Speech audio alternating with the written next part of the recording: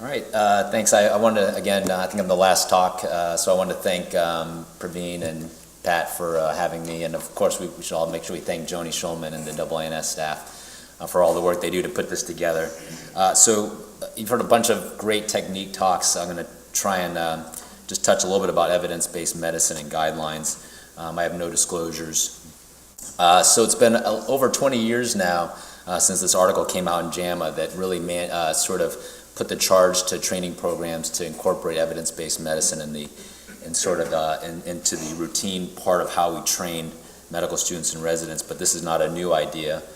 This actually dates back to Sir William Osler, who said that the practice of medicine is an art, but it's an art based on science. So we'll just start with a simple case, and these are all chip shots. So we'll start with the first guy here in the row. So this is a 7-year-old lady that comes to your office with this MRI. What's the diagnosis here? She slipped and fell, she bent over to pick something up and then felt this acute onset of back pain. So you got the 3 sagittal MRs, and it looks like there's a compression deformity of L5. Okay, so most common, I'll tell you she had no other significant past medical history, so what's the most likely diagnosis, 7-year-old lady? After a fall, or she's... Oh, just she was bending over to pick something up off the ground, and she felt this pop and then severe acute onset pain. Well, I'd be concerned about like metastasis. Okay, so she had most common things. She had no past medical history, otherwise previously healthy. Most common thing. Poor bone. Yeah, osteoporotic compression fracture, right? So, what's the diagnosis? What are the options for management? And what do you think is the best option for management? We could observe her, try to get her pain under control. Conservative therapy first. She's neurologically intact. Disabling back pain. Yeah. These aren't meant to be tricky. So just like you said, conservative management. Are there any other options? Let's say you try conservative therapy and it doesn't work. She has disabling pain. She can't get out of bed. Well, we talked about how you could do a kyphoplasty in a patient with a low velocity injury. Okay. So cement augmentation. Is there any evidence to support that you're aware of to support one option over the other? Or? Not that's particularly convincing. Okay. Well, yeah. So there was, so as many of you may know, that there's these sort of companion randomized controlled trials that came out in was the New England Journal of Medicine in 2009 that stirred up a lot of controversy because they were randomized controlled trial, multi-center studies. One of them was the Buckbinder trial, the other was the Calamus trial. I won't go through both of them. But they were companion articles in the same journal, and they were very similar. They're randomized controlled trials. They looked at patients like this. They had pain related to osteoporotic compression fractures. They were sort of innovative in the sense they actually did it. The placebo arm of this was actually a sham procedure. Does anyone know what the sham procedure was for this? They opened up the cement so that the patients are awake, so they can smell the cement, right? And then they put a needle in and they injected some lidocaine or novocaine or something like that into the periosteum, okay? And so these were patients that had 1 or 2 levels of painful osteoporotic compression fractures, minimum of 1 year duration. And for the Buckbinder trial, they actually used MRI to diagnose these.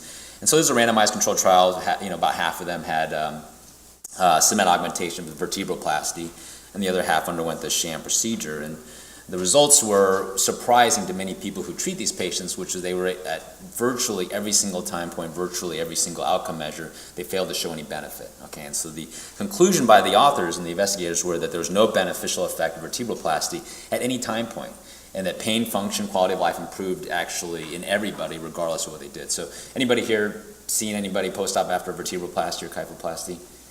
People do pretty well, right? Okay, so the patients that had disabling pain and the appropriate indications, appropriate diagnosis undergoing vertebroplasty, anecdotally at least, people seem to do very well. And so, why did these 2 randomized controlled trials fail to show any benefit when our sort of clinical experience for those people who commonly treat these patients would suggest otherwise? And so, how do you take this evidence? What does it mean for your practice? What are you going to do when you see a patient that has a painful osteoporotic compression fracture? And so, these were the questions that a lot of the sort of the experts in this field brought up, and there was a number of responses. And so this is just one of them. This was published in the Spine Journal by the authors were part of the leadership of NAS, and they asked these very specific questions. They looked at the methodology of these studies, and they pointed out what are probably some fairly significant flaws in the design of those randomized controlled trials. And so these are things that we sort of do intuitively when we see these patients. They looked at things like fracture acuity. So in both these studies, they looked at patients up to 1 year out. So we know that if someone is a year out and still having back pain from an osteoporotic compression fracture, those aren't the people we typically treat with a vertebroplasty or a cement augmentation. We're thinking about acute fractures, people like maybe within the first 4 to 6 weeks or maybe the first couple months. And in the reality in these studies, actually, there was only the people that they treated that were within the first couple months were actually a fairly low percentage of the patients in the study. A high percentage of the patients were several months out, right? Okay, so that was one of the things they looked at. The other thing that they looked at was the Buckbinder study, they used MRI, but in the Kalma's trial, there wasn't really any consistent diagnostic imaging used to determine who was the candidate for enrollment in this trial. They just used clinical history. And so, again, these were some of the flaws, and they looked at other things. When you think about enrolling a patient into particularly surgical type randomized controlled trials, there's this recruitment bias or this potential confounder related to recruitment. So you guys take call all the time, right? I mean, how often do you guys see a patient, you get a consult for a compression fracture? Pretty common, right? Well, for the Buckbinder trial, it took them 4.5 years at several multi-center high volume centers to enroll 78 patients. I mean, it took them nearly 5 years to find less than 100 patients that would be willing to enroll in this trial. So these were the kind of things that were sort of the issues with this. And so, when you look at this, you consider randomized control trials to be the gold standard, but in reality, there are some methodological flaws with this study that if you don't delve into that, then you could potentially come to some incorrect conclusions with regards to what the study said. Okay, so this is another one. So the guy next to you. So this is a 48-year-old guy who was bending over to lift a couch at home and felt acute onset back pain, and then a few days later felt pain radiating down his leg. So what's the diagnosis?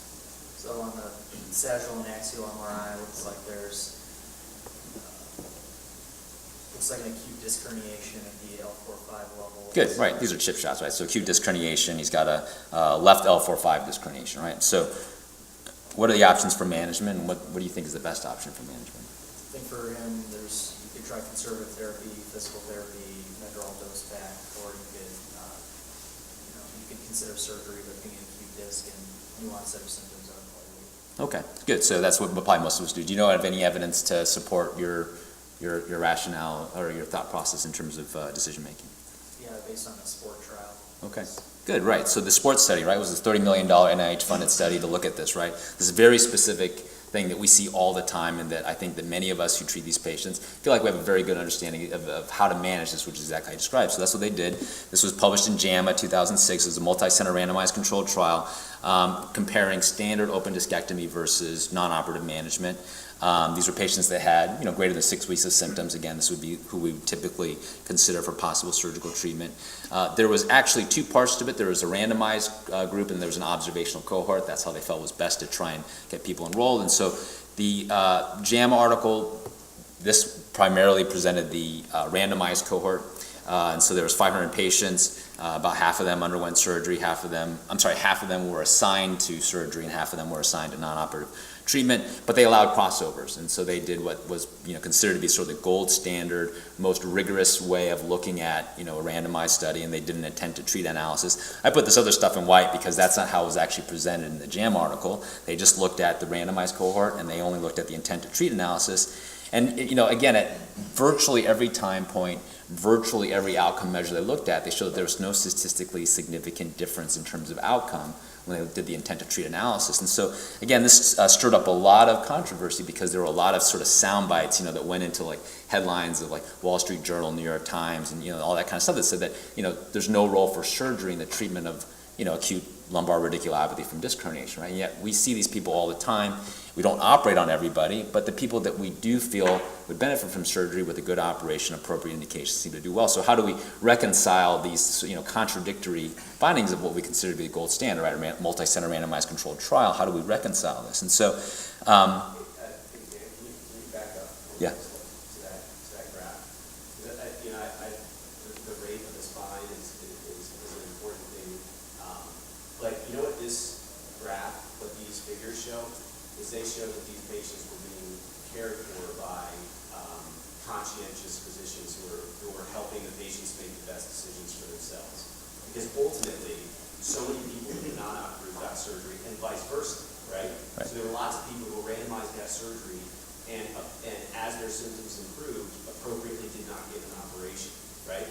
So when you see these things from an intent to treat analysis be perfectly lined up, what that really says is that the physicians and the patients were making good decisions. Right. Absolutely right. So David hit this nail on the head. So there was a great, there were a bunch of responses, but there was a great response, I think, that Paul McCormick wrote that was published in J&S Spine. And he pointed out exactly, the conclusion was exactly what David said, which was what the sports study showed us, taught us, if you really boil it down to it, is that patients are very good at determining what is the best treatment for them, and if you have a conscientious physician that shares in the decision making with these patients, that ultimately the right intervention will be. And so, again, Dr. McCormick went through all the methodological and design flaws in the study, and several of these were things like patients that got randomized, a high percentage of them actually at the time of randomization were having improving symptoms. Those aren't people we would operate on anyways, right? Those are people we continue with non-operative therapy. But really, again, the main issue with this was that there was extremely high crossover rate, and yet they used an intent to treat analysis. And so we'll actually look later at the as-treated analysis in the observational cohort, which I think is more aligned with what we typically think of sort of the management and the expected outcomes for acute disc herniation.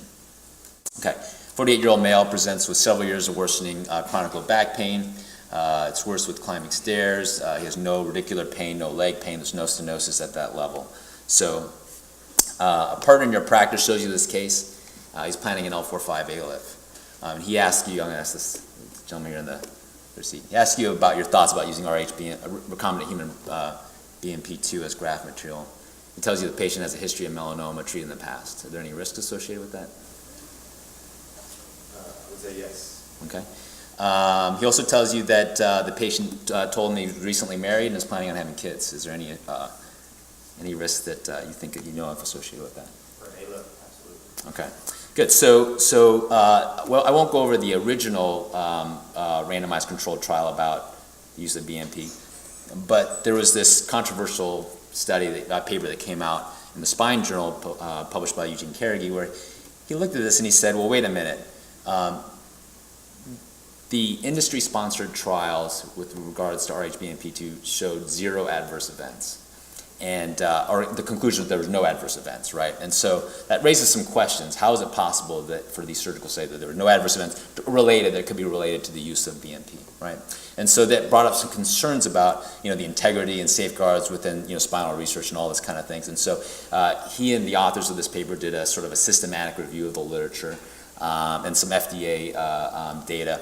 And what they concluded in this paper that was published was that there were significant risk of adverse events, and this is what they published. They said that with the posterior lumbar interbody fusion, there could be up to 25 to 50% risk of adverse events with the use of BMP2. With ALIF, there could be up to 10 to 15% risk of adverse events. Posterior lateral fusion, 16 to 20% risk of adverse back and leg pain. And what we all know, I think, that the use of BMP2 with anterior cervical fusion can be related to a fairly significant risk of adverse events. And so what they concluded was the true risk to patients receiving BMP2 is conservatively 10 to 50 times what was originally estimated or calculated in the original study. So just a show of hands, residents or trainees that have seen a case with BMP2 of any kind, right?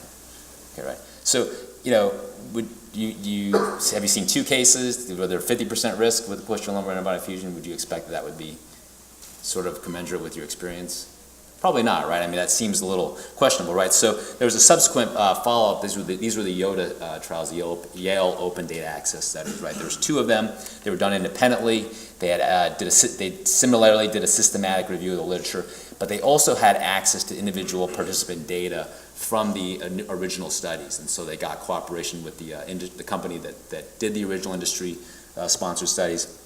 They got individual participant data. They were able to look at that. They looked at not just adverse events, they did look at clinical outcomes as well. But when they did this, again, independently, adverse events, they found that actually So this was the follow-up to this Carnegie study. They found that actually with ALIF there was no significant difference in terms of adverse events, that the retrograde ejaculation rate did seem to be higher in the cases that were using BMP2, but it was not statistically significant. When they looked at post-lateral diffusion, those kind of things, that the risk of adverse events was not significantly higher with use of BMP2. They did look at cancer risk, and so there were these two studies. One was by Fu et al. And the other was Simmons et al. And they did find that when they pulled all this data, looked at individual participant data, there probably was a higher relative risk of cancer in the cases where BMP2 was used. And the Fu study, they found it to be a relative risk of 3.45. But the data was insufficient to correlate dose with relationship to the risk, and they conclude that this should be interpreted with caution because the type of cancer cases were fairly heterogeneous and could have been underreported. The Simmons study actually found that the relative risk was right around 2, and again, that the risk, there might be an association with the risk for cancer, but the overall absolute risk is relatively low, and so it's uncertain whether or not there's a direct correlation. Okay, so this is where we're at, right? I mean, evidence-based medicine, are we in the movement in crisis? 20 years ago, we're sort of, this was sort of the movement, right, towards evidence-based medicine, but how do we make sense of all this information? We have all this literature and so much of it's conflicting. How do we make sense of it, right? And, when we think about how we grade and evaluate evidence, right, I mean, we kind of get beaten to our head. Randomized controlled trials are the gold standard, and yet particularly when we think about surgical randomized controlled trials or spine surgical randomized controlled trials, are those really the gold standard? Are those really going to tell us the information we want to know? When we think about it, actually, there's actually a lot of issues. I mean, I think we just pointed them out in a few of these, right? I mean, many do not, a lot of these randomized controlled trials, that the inclusion-exclusion criteria ends up being so limiting that the patients in those studies don't really have broad generalizability to the patients we actually treat, right? There's a lot of issues about design. So in other words, if you want to do a randomized controlled trial, before you start the study, there has to be some presumed equipoise between the two options, the control or the standard treatment and the investigational treatment. There's ethical concerns about restricting or withholding treatment for certain types of trials. Technique and technology is rapidly evolving. And these trials take years and years to basically, from the design stage to doing, the enrollment, doing the study, and completion. These take years, and so oftentimes, particularly for, surgical, spine surgical trials, sometimes, by the time the randomized controlled trial is completed, the data is analyzed, it's published, sometimes the techniques and the technology is obsolete, right? Does anyone know what the Everett-Rogers diffusion of innovation theory is? Okay, so what that is that basically any kind of innovation, there's sort of the people that pioneer it, there's the early adopters, and then it gets disseminated, you get the late adopters and the laggers. The idea here is, as it relates to this, is oftentimes these randomized controlled trials are done by the experts, right? These are the people that know this, the innovators, the people that know this, the disease, the treatment the best, right? And so eventually as those trials get published and the conclusions get published, sometimes that trickles down to people that may not necessarily, the diffusion of that innovation may be then inappropriately used, right? The Hawthorne Effect, do you know what the Hawthorne Effect is? That's where basically people who know that they're being studied change perhaps the way they report their information because they know that they're being studied, right? And so a lot of these randomized controlled trials do not provide a definitive answer, and many fail to change medical practice. And so when we think about the evidence, right, we also have to consider now, I think we're getting a good understanding that, what we typically thought of as quote-unquote lower quality of evidence actually may have a significant amount of value to us. These are things like cohort studies, case control studies, prospective registries. It's all about context, though. It's contextualizing that data and knowing how to apply it, okay? And so that's what, we always think about this, right? So evidence-based medicine, right? The 6 most dangerous disorders, right? There's no evidence to suggest, right? So there's never been a randomized controlled trial to show that wearing a parachute, right, helps, right, when you jump out of a plane, okay? So that was what brings us to guidelines, okay? So that's why guidelines, in my opinion, is so important, right? There's so much evidence out there, right? How do you synthesize and take that information and apply it to your clinical practice, right? And so, the guidelines effort is a massive effort done by, many people, including several, a lot of the faculty here are involved in that. And so, the guidelines are best when you have an expert panel that really reviews, it synthesizes, contextualizes the existing literature, and from that can provide graded recommendations. For guidelines, it's important that they need to be a meaningful, relevant disease. They should formulate clinically relevant questions. there has to be a standardized predetermined methodology. In other words, if you're going to do a guidelines, you have to have a methodology, you got to stick to it. Ideally, they should minimize conflicts, full disclosure, transparency, and then extensive vetting process. So, as many of you know, I want to just quickly go through this. You know, there was a recent update to the lumbar fusion guidelines. I mean, this is, I think, one of the most relevant. Again, it's a very clinically relevant condition. The original guidelines were published in 2005. There were 16 topics, 50 recommendations, a review of literature over almost 50 years. The update was in 2009. It was just recently published, and so this was the expert panel involved. And so, as in all things, you know, old is good, right? New is better, right? And so, you know, I think impressively, you know, despite the disco hair, I think, you know, Pat's weathered the time pretty well. Okay, so methodology. So if you're going to read guidelines, you know, a lot of people skip the introduction, right? You got to read the introduction, know about the methodology, know about how they review the evidence, okay? So how did they classify it? You know, it's not actually all randomized controlled trials is level 1. It depends. If it's a therapeutic trial, then yeah, then a randomized controlled trial might be level 1. But if it's a diagnostic study, if it's a prognosis study, if it's a cost effectiveness study, then those aren't randomized controlled trials, right? And so there's different levels of grading depending on the type of study. And probably I think what's really important to look at is how they potentially downgrade the studies. So, you know, when they looked at studies, were there limitations, were there flaws that would downgrade it from a level 1 to a level 2 or a level 2 to a level 3? So I think that's an important part. And then from that, how do they grade their recommendations, okay? So we'll just do a couple of real quick cases. So this is the case that we saw earlier, right? This is the 48-year-old male that had persistent back pain, chronic low back pain with no stenosis. So just show of hands, who would primarily treat this person with physical therapy and rehab? Okay, and then show of hands, how many people would recommend fusion surgery? Okay, so most people non-operative therapy, right? Okay, so what's the evidence, or what were the guidelines for this, right? And this is probably the one that I think is the most controversial out of all this, but you know, this is the guidelines, and this was based on, this was a grade B recommendation, so it was based on multiple level 2 studies with a lumbar fusion or a comprehensive rehab program that involved cognitive therapy are recommended treatment alternatives. Again, this was based on multiple level 2 studies, and so I'm not going to go through all of these, but I would just suggest for trainees, these are sort of these landmark studies that despite their their flaws and all that stuff are good to know. Okay, so the Fritzl study was a study that looked at randomization of surgical treatment versus some kind of non-operative treatment. It was a randomized controlled trial. They were able to show that there were significant benefits to surgery, but this was downgraded. This was downgraded to a level 2 because there was no consistent non-operative treatment. These were many patients that had failed non-operative treatment for years, and they were potentially randomized to basically more of the same, okay? And then there were these 2 sort of companion studies. These are the Brock studies. The first one was, again, a randomized controlled trial, fusion versus sort of intensive rehab or comprehensive rehab program. They showed that there was no benefit, no significant difference between the outcomes.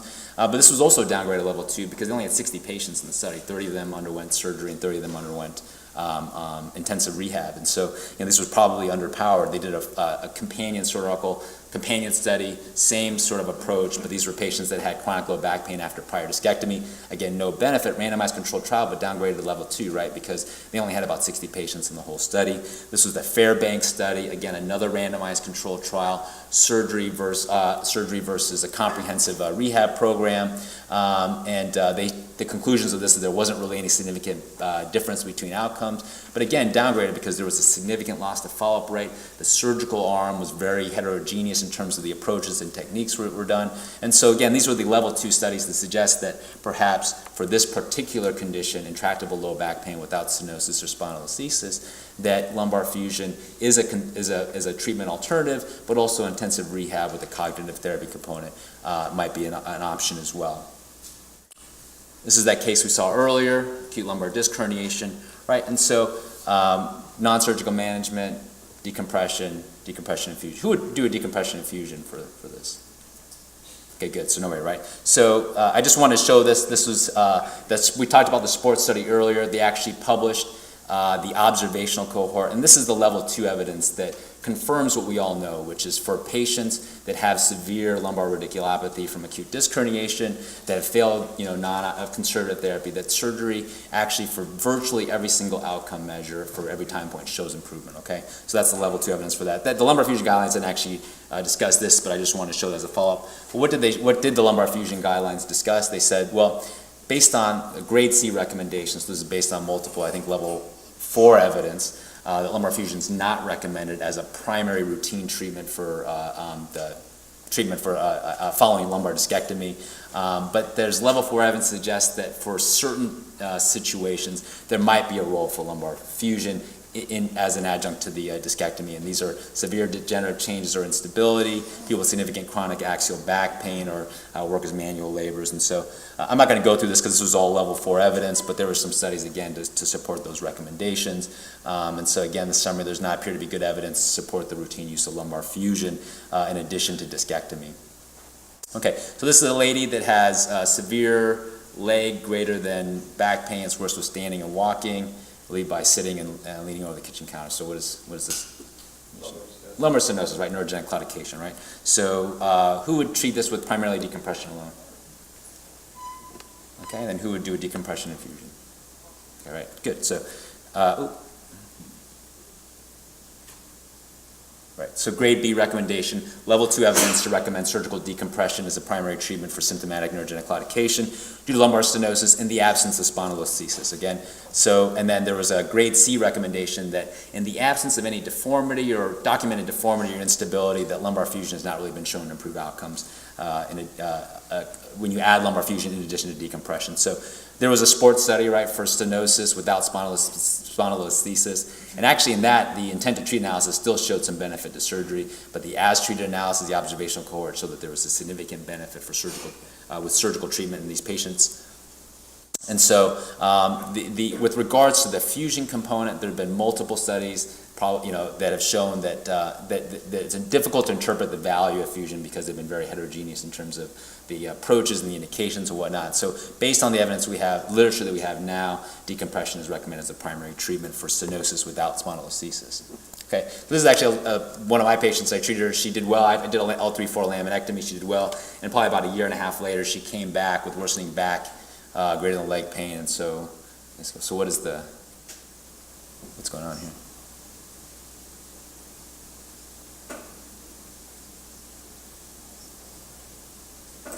So she's had a kind of recurrence of stenosis. And anything else? She's got a deformity or something. Okay. So she's got a spondylolisthesis associated with that, right? So this is different than the initial scenario, right? So who would treat this now with a repeat decompression alone? And then who would do a decompression infusion? Right? I guess the majority, right? Okay, so this was lumbar fusion for stenosis with spondylolisthesis. This was grade B recommendation, multiple level 2 studies that have shown that surgical decompression with fusion is recommended as the effective treatment alternative for symptomatic stenosis associated with spondylolisthesis. There was a sports study, again, that looked at this. Randomized controlled trial, but if you looked at the observational cohort, level 2 evidence that showed that surgical treatment with decompression and fusion improved outcomes compared to non-surgical treatment. And so again, the evidence supports surgical treatment. Most of these studies were instrumented post-rolled arthrodesis, just so you know that. And so there's a variety of surgical alternatives that may be considered, and so the recommendation here was that each surgeon should choose the appropriate technique based on their experience, risk of complications, or whatnot. So knowing that, we talked about decompression. Who would do an uninstrumented post-lateral fusion? Nobody. How about post-lateral fusion with pedicle screws? Interbody fusion with pedicle screws? Okay, and then interbody fusion plus post-lateral fusion with pedicle screws? Nobody. Okay. So pedicle screw fixation as an adjunct, grade B recommendation based on a single level 1 study. This was the Fishgren study that did a randomized controlled trial. Patients with degenerative spondylolisthesis randomized to instrumented fusion versus uninstrumented fusion. They showed that the fusion rate was higher with the addition of pedicle screws, but they were not able to show that the clinical outcomes were necessarily better. In terms of interbody techniques, interbody fusion, this is a great Class B recommendation. Adding the interbody part enhances fusion rate. which lowers the reoperation rate in patients undergoing lumbar fusion. The addition of posterolateral fusion to the interbody is not recommended because the evidence seems to suggest that it indicates no benefit, but it adds an increased rate of complications. Okay. And so I think we're running out of time here, so I'll just conclude that if you look at the recent cervical spinal cord injury guidelines, I think there's some the forward from that. When we think about guidelines, Dan Resnick says evidence-based guidelines cannot exceed the strength of the literature, right? So medical evidence is really there not to provide rule following, but to help structure our decisions that will be also very much dependent on our clinical judgment and also our conversations and shared decision making with the patient. Mark Hadley said, guideline documents are not tools to be used by external agencies to measure or control the care provided by clinicians. Well, I will tell you that the reality is absolutely external agencies are trying to use the evidence to control the way that we provide care. And so knowing the evidence is important.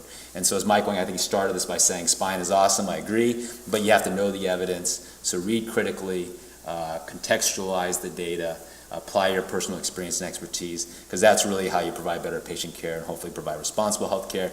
Just to prove how important evidence-based medicine is, all of the societies that in the committees that have invested into this, the AANS, the CNS, the Joint Guidelines Committee, N2QOD, NREF supporting research, the Joint Spine Section, Washington Committee, payer policy. These are all the the stakeholders that are very much invested in evidence-based medicine guidelines to, again, do these things to demonstrate that we can provide better patient care, provide responsible health care. Thanks.